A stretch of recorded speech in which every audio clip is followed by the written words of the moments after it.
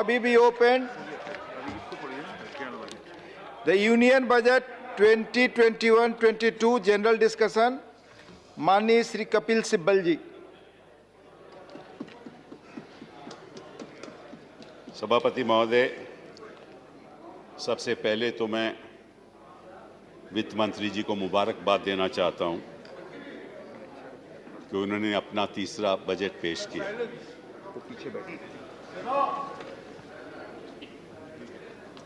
और उनके भाषण में कृपया शांति से बैठे प्लीज। भारत अपनी की अपनी जगह प्लीज। कृपया अपनी अपनी जगह बैठे, लॉबी में खड़े होकर बात न करें। माननीय मंत्री जी प्लीज लॉबी में प्लीज। हाँ, जैसे मैंने कहा कि सबसे पहले मैं वित्त मंत्री जी को मुबारकबाद देना चाहता हूं कि उन्होंने अपना तीसरा बजट पेश किया। और बजट में शुरुआत में ही मंत्री जी ने भारत की आत्मनिर्भरता की बात की। कोई ऐसा नागरिक नहीं होगा, कोई ऐसा सदस्य नहीं होगा जो ये नहीं चाहता हो कि भारत आत्मनिर्भर हो। हम सभी चाहते हैं, ये हमारा सपना है। लेकिन जो हालात हैं हिंदुस्तान में, जो हिंदुस्तान की आर्थिक स्थिति है, उससे कई सवाल उठते हैं कि वाकई में हम उस दिशा में जा रहे हैं। क्या इस देश का किसान आत्मनिर्भर है? ये सवाल उठता है। क्या हमारे दलित भाई आत्मनिर्भर हैं? क्या अल्पसंख्यक भाई और बहन आत्मनिर्भर हैं? क्या हमारा एमएसएमई सेक्टर आत्मनिर्भर है? क्या छोटे छोटे उद्योग व्यापारी आत्मनिर्भर हैं? इस सवाल का जवाब आपको देना होगा। मैं प्रधानमंत्री जी का भाषण सुन रहा था और उन्होंने कहा कि 86% किसान हिंदुस्तान के, उनकी जो होल्डिंग है, जमीन है, वो 5 एकड़ से कम है। 86%। तो क्या वो आत्मनिर्भर हैं? इसीलिए क्या किसान दिल्ली के बॉर्डर पे शांतिपूर्वक आंदोलन कर रहा है क्योंकि वो आत्मनिर्भर है?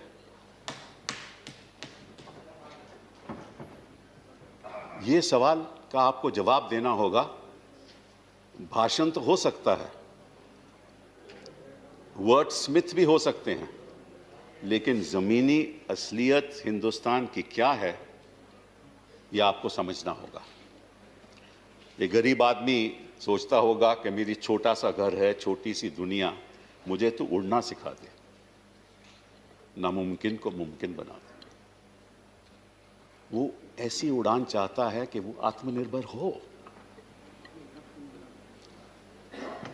तो पहली बात तो ये, और कुछ मैं आंकड़े आपको बताऊंगा जिससे साफ जाहिर होगा कि ये एक खोखलापन है। दूसरी बात जो मैं आज आपके सामने रखना चाहता हूं कि the budget is a very contextual exercise. It is in the context of the situation that is prevailing just before the budget, in the context of how the economy grew, that you present the budget. After all, you've been in power from 2014. No more excuses. Congress was power for 60 years. You've been there for 6 years. And so your report card will have to be looked into. Let's see some facts and figures just before COVID happened. Why I say the budget is a contextual exercise? Because just before the COVID, there are certain economic indicators that tell you how badly this economy was managed.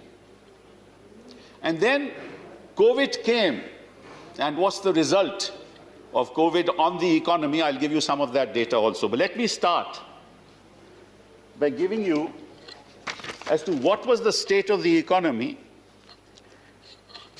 just before COVID. Industrial investment growth rate. NDA 6%, पुरानी बात कर रहा हूं. UPA 1 25%, UPA 2 3%, BJP 1%, 2%.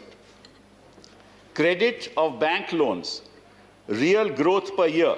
NDA 13%, UPA 1 20%, UPA 2 6%, BJP 4%. Exports, NDA 16%, UPA 1 24%, UPA 2 18%, BJP 3%.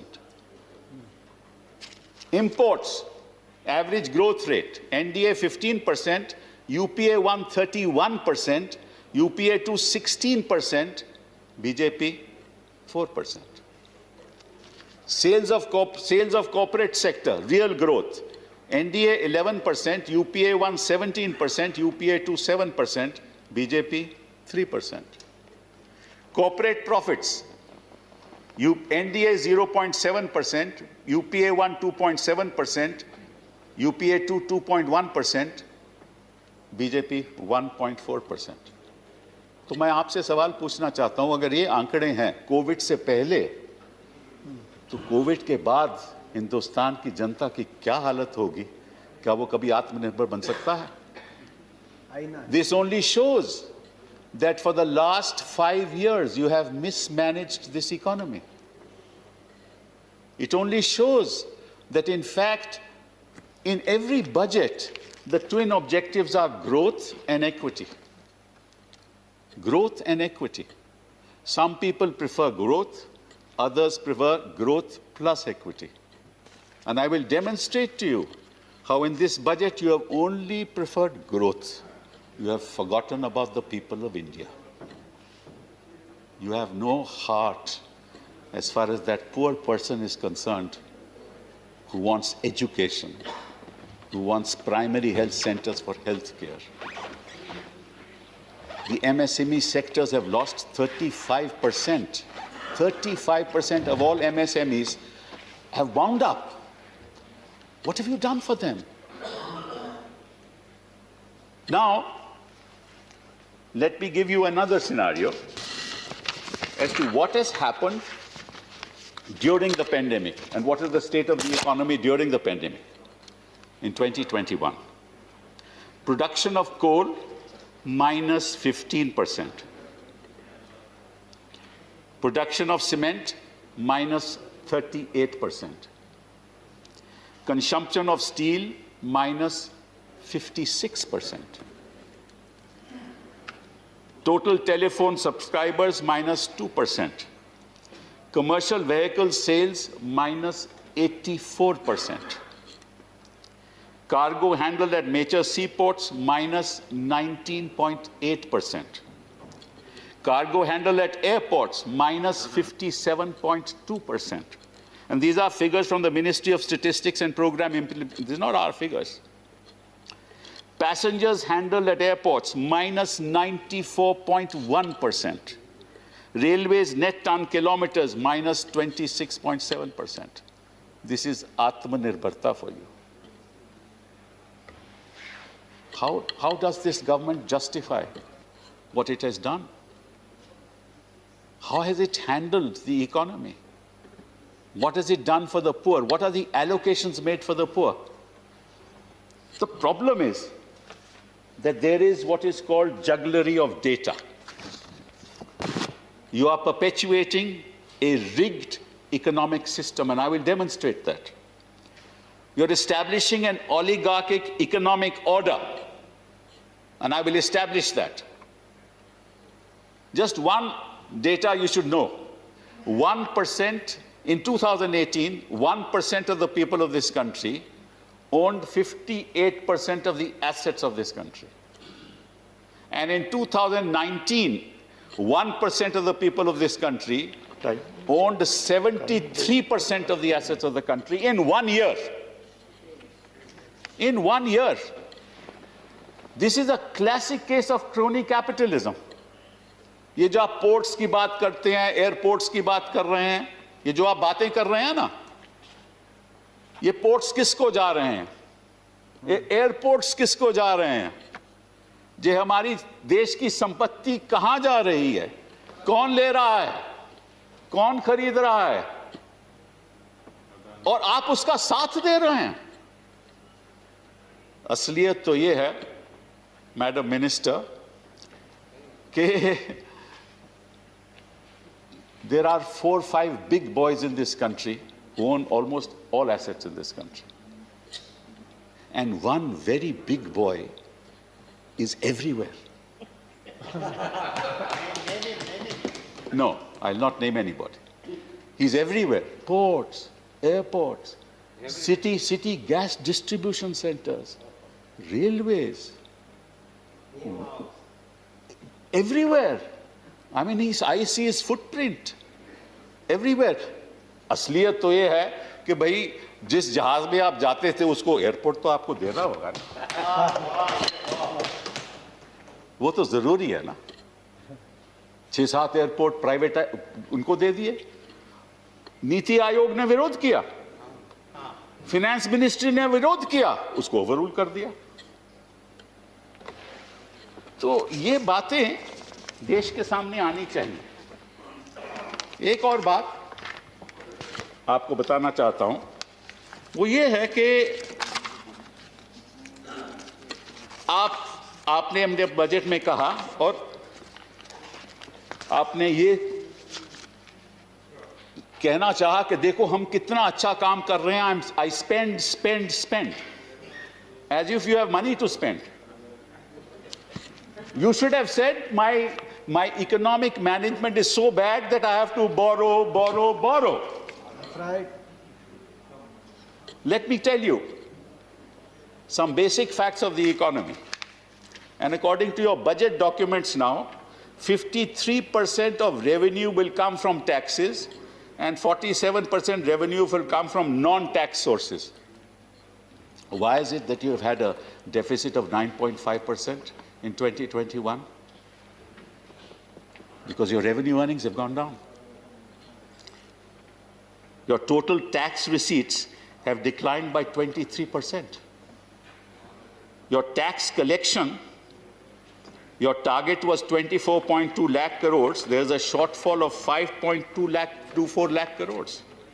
Your corporate taxes, there's a shortfall of 2.34 lakh crores. Your income tax has a shortfall of 1.8 lakh crores. That's the shortfall of your revenues. So where is this question of spend? You didn't have the money. So what did you do? You borrowed. And you borrowed, and you borrowed.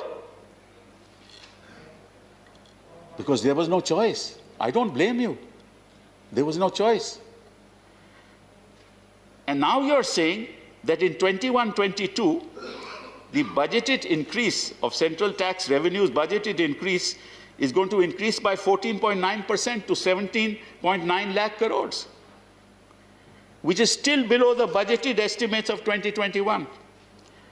And further, all this projection is against a backdrop of an expected increase in nominal GDP of 14.4% or real GDP of 11%, which in fact has plunged to minus 7.7% in 2021.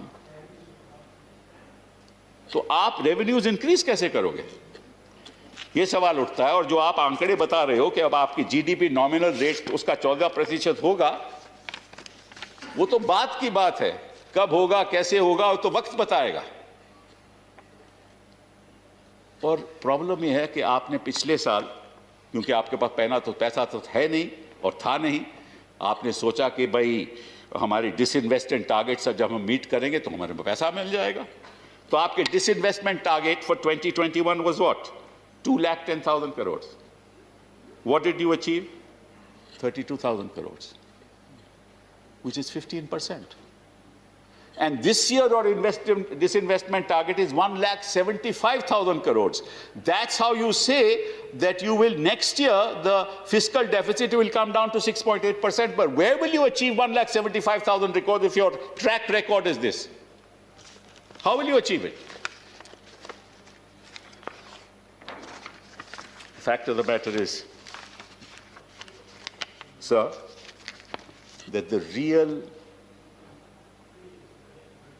people of this country who were crying for help, you have jettisoned them. People are hungry for employment. रोजगार है नहीं लोगों के पास. किसी भी sector में देख लो. और मैं आपको कुछ आंकड़े देना चाहता हूं रोजगार के, ताकि आपको, और उसके बारे में तो आपने अपने बजट स्पीच में कुछ कहा भी नहीं. रोजगार का तो, बेरोजगारी का तो नाम ही नहीं लिया. आपके इकोनॉमिक सर्वे में भी, वॉल्यूम 1 में भी रोजगार का कोई जिक्र ही नहीं है. क्योंकि आपको क्या परवाह है, आपके लोगों को रोजगार मिल रहा है, देश की जनता को नहीं मिल रहा. The Center for Monitoring of Indian Economy, CMI, said that 120 million lost jobs during lockdown. What have you done for that 120 million, I ask you, in your budget? In December 2020, the employment was 14.7 million, which was below pre-COVID levels. In January 2021, it was 9.8 million below COVID levels. 21 million jobs were lost by salaried employees. 21 million jobs. तभी तो हम देख रहे थे लोग सैकड़ों kilometre चलते जा रहे थे, कोई साइकिल पे चल रहा था, कोई पैदल चल रहा था. घर पहुंचना चाहते थे क्योंकि यहां उनका घर छूट गया. और आपने इतना भी प्रयास नहीं किया कि उनके जख्मों पे कुछ मरहम लगा दो. आप उनको भूल गए.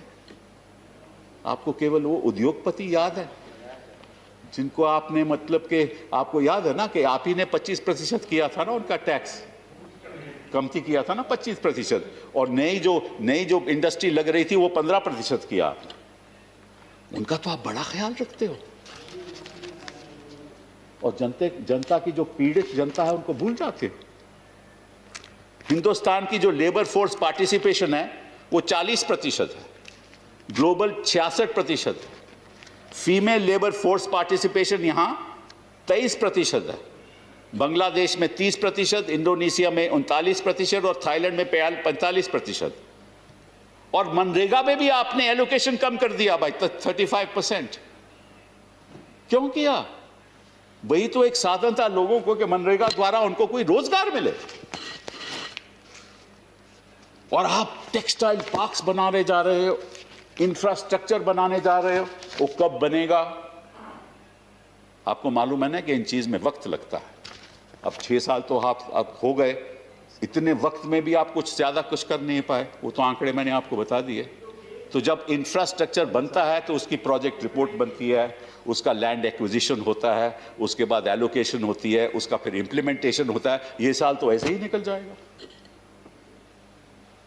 तो आप एक दिलासा दे रहे हो हिंदुस्तान की जनता को कि देखिए हम इतना इंफ्रास्ट्रक्चर में इन्वेस्ट करेंगे, हम 6-7 टेक्सटाइल पार्क बनाएंगे तो जनता को रोजगार मिलेगा. कब मिलेगा मंत्री जी? हम आपसे पूछना चाहते हैं. आप वादा कर सकते हो कि मिलेगा, वो पीड़ित लोगों को मिलेगा?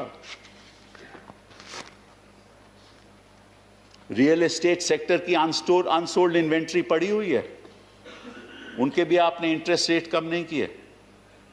Telecom sector is in a debt of 8.55 lakh crore, उनको आपने क्या दिया? No relief for the mining sector.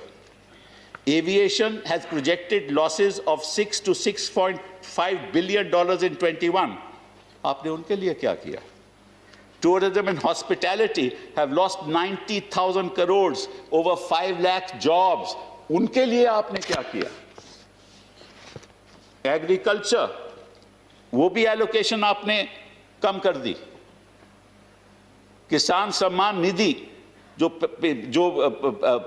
65,000 crore थी, करोड़ है, पिछले साल जो 75,000 करोड़ थी, वहां भी आपने कम कर दी.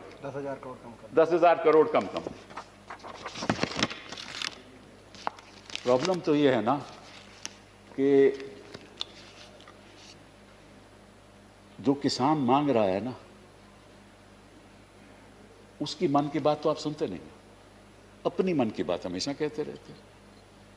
किसान क्या कह रहा है आपको? किसान कह रहा है कि मुझे एमएसपी चाहिए और आप कानून उसका बना दो। आप कहते हैं नहीं, हम कानून नहीं बनाएंगे, क्योंकि जो प्राइवेट सेक्टर है, जो प्राइवेट ट्रेडर है, उनके पास आकर वो उसको एमएसपी से ज्यादा देगा। ये आपका कहना है, ये प्रधानमंत्री जी कहते हैं, सभी आपके मंत्री लोग कहते हैं कोई नुकसान होगा ही नहीं किसान को, क्योंकि उसको एमएसपी से ज्यादा मिलेगा। अगर उसको एमएसपी से ज्यादा मिलेगा तो फिर क्या क्या प्रॉब्लम है? आप कानून में बोल दो कि एमएसपी के साथ कम वो खरीदेगा नहीं, क्योंकि आपका मानना है उसको तो ज्यादा मिलेगा। और ये जो आप एक्सपेरिमेंट कर रहे हैं ना, ये अमेरिका और यूरोप में एक्सपेरिमेंट हो चुका है। और कुछ मैं आपको चौकन्ने आंकड़े आपको बताना चाहता हूं अमेरिका से जुड़े हुए, और शायद आपको अमेरिका में 2020 में, क्योंकि अमेरिका के only 1.5% of the are farming in America, because everything has been corporatized. People own thousands of acres of farmland. Why did this happen? Because people thought that the farming sector will be very progressive and will earn a lot of money, and the farmers will benefit. But let me tell you just one figure. Between 2010 and 2006,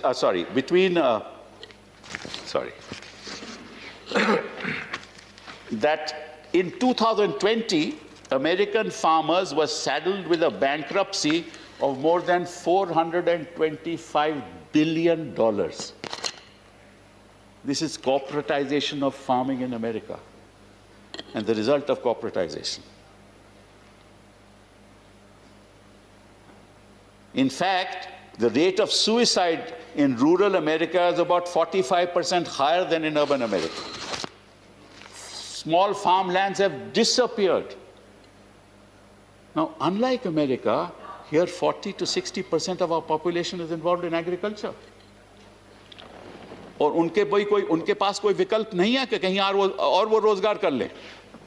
कोई विकल्प नहीं है। और अगर वो 86% जो किसान हैं उनको अपनी जमीन बेचनी पड़े, वो जाएंगे कहां? जाएं तो जाएं कहां? समझेगा कौन यहां? कहां जाएंगे? क्या रोजगार देंगे आप उनको? और यही हालात यूरोप में है। और इसका नतीजा यह है, आप तो देखिए, किसान को $11 बिलियन की सब्सिडी देते हैं, उसमें फर्टिलाइजर सब्सिडी इंक्लूडेड नहीं है, बस $11 बिलियन की आप सब्सिडी देते हैं। चाइना में फार्मर को $185.9 बिलियन की सब्सिडी मिलती है। ईयू में $101.3 बिलियन की, यूएसए में $48.9 billion. And let me tell you another figure. In the US, every farmer gets from the government $62,000 a year to support the farmer. And you're not even willing to give our farmer minimum support price. वो तो ज्यादा नहीं मांगता। आपके उद्योगपति तो हमेशा ज्यादा मांगते हैं, कहते हैं हमारी टैक्स में राहत करो, एग्जेम्पशन कर दो, हमें टैक्स रेट कम कर दो, ये सब कहते हैं ना उद्योगपति, आप उनको दे देते हो। लेकिन किसान जब एमएसपी मांगता है, वो देने को तैयार नहीं। वो तो मिनिमम है। आप किसान को तो, आप उद्योगपति तो मैक्सिमम देते हो, वो तो बेचारा मिनिमम मांग रहा है। He is not yielding. I am not yielding. Sir, I am not yielding. He is not yielding. I am not yielding. He is not yielding. No. You please do not. He is not yielding. Please do not interrupt. He is not yielding. Please do not interrupt. He is not yielding. I am not yielding. कम से कम सदन को गुमराह मत करें। No, allow me to speak, sir. Please carry on. Sir. So let me now come to two or three other topics which I just want to touch, because I have only 25 minutes and I'll finish within that time. Sir, the finance minister very well knows that there is a ministry's report, Reserve Bank of India's report of July 2020, because the finance minister has suggested that all the NPAs, and the NPAs are now are snowballing, all the NPAs will be transferred to a new asset reconstruction company. And they will then be managed by an asset management company. And then the scheme seems to be, because the details of the scheme are not with us, but broadly, what you say is that the net worth of an NPA will be determined after minusing the provisioning in the bank accounts, in the accounts of the bank. And that of that net worth, say that net worth comes to 100 crores. Just give an example. 15% will be paid in cash to the bank, and the balance 85% will be a sort of a haircut for the bank, right? And then security receipts will be given to this asset reconstruction company, and through those security receipts, the value of the asset will be realized. This is the scheme that you have adopted. Now, we don't know at what stage the 15% cash is to be given. Nobody knows. And from where? From which account? And all this will be managed by the public sector banks who had actually mismanaged earlier and brought the NPAs to this high level. This will all be managed by the public sector banks. So I'm asking you, how will you give that 15%? When will you give that 50%? How will you calculate who is to give? Secondly, what will happen to that security receipt? Are you going to sell that asset? How are you going to sell that asset? You can't go back to the IBC process. If you go back to the IBC process, it will land in the same fashion. So will you do it through private negotiations like you have done in the past? And you know who will buy it in those private negotiations? And I'm surprised that the budget papers do not reflect the manner in which you're going to dispose this off, how it is going to be done. And you're leaving it to later time. I thought that an important proposal like this should be so transparent that all of us could have looked at it and debated it. But this is all non-transparent. Now, just to tell you, the Financial Stability Report of July 2020 talks of the NPAs of the public sector banks. This is July 2020. And real estate, and it says, share of good quality loans of the industry as share of total good quality loans as on March 2020. Now, the share of good quality loans in the real estate sector is 2.3%. In other words, the bad quality loan is 98.7%. Sorry, 97.7%. Collection and distribution of electricity. Good quality loans is 2.5%. Bad quality is 97.5%. Public utility services, I can go on with these figures. Yeah. I don't want to. Please conclude now. Your time is over. No, sir, my time is not over. No, it's not over yet. I've got 2, 3, 4 minutes. Give me another Give me another 5 minutes. You have 25 minutes. Give me another 5 minutes. I'll finish. Don't mind, sir. Don't give me a... No. You conclude as early as possible. I will, sir. Your time is over. I will conclude before 2:30. So, right? I'm giving you another 2-3 minutes, but... No, I'll conclude before 2:30. I started after 12 o'clock. 1:30. You started at 1:50. Sir, we are just wasting a minute's time. Please carry on. Now the point is, if this is the state of the NPAs, there is a latest report of the Reserve Bank of India of January 2021. And that latest report, and I quote what it says, is macro stress assets for credit risk show that SCB's GNPA ratio may increase from 7.5% in September 2020 to 13.5% by September 2021. Under the baseline scenario, in the macroeconomic environment deteriorates, if the macroeconomic environment deteriorates, the ratio may escalate to 14.8% under the severe stress scenario. These projections are indicative of the possible economic impairment latent in bank portfolios. 14.8%. Now, if that's the state of the economy and that's the state of the NPAs in the bank and that's the state of the banks, even if you transfer the bad loans of 2.1 lakh crores, which you intend to do, to another, to an ARC, these bad assets will continue. These NPAs will continue. They're not going to stop. Now, what you want to do, actually you want to sell and monetize all the assets in this country. Award private trade bids for completion by May 2021. You're going to sell Kolkata Metro, Concon Rail, track and overhead equipment, redevelopment of railway colonies, railway hospitals. You're going to sell 10,000 crores power transmission assets. Please conclude now. Please conclude. No, Your sir, time is I've over. got a few No, minutes. no, no. Your time is over. I have the watch. You know, you ask your chief. 2 minutes, Your time is okay. over. So you're going to privatize that. And who are you going to give it to? Now, sir, I just want to say just one last thing and give me 2 minutes for it, and then I'm done.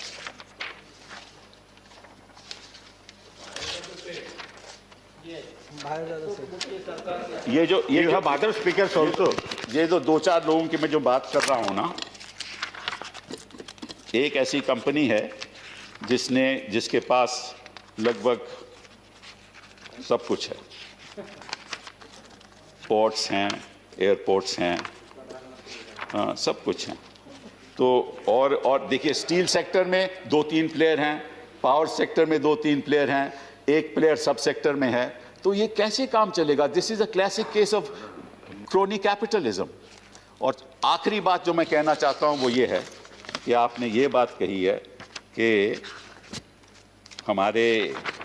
हम पुराने budgets में vote bank politics करते थे। ये आपने कही, आपके प्रधानमंत्री जी ने कही। और इस बजट में आपने क्या किया? आपने असम में, ये सब जो राज्य सरकारें हैं, यहाँ चुनाव आने वाले हैं, असम में 34,000 crore. Please conclude. I'm just concluding in a minute. West Bengal में, ये बात तो करने दो। वेस्ट बंगाल में 675। Given you 3 more minutes. Now you conclude. 1 minute, sir. 1 minute, sir. 1 minute. Assam, West Bengal में 675 किलोमीटर्स बना रहे हैं आप। केरला में 1100 किलोमीटर्स नेशनल हाईवे, तमिलनाडु में 3500। और आप कहते हैं आप वोट बैंक पॉलिटिक्स नहीं करते। आप बजट में वोट बैंक पॉलिटिक्स करते हो और of budget note bank politics करते हो। Thank you, Mr. Sival. I'm calling the other speaker. Thank you very much. The next speaker is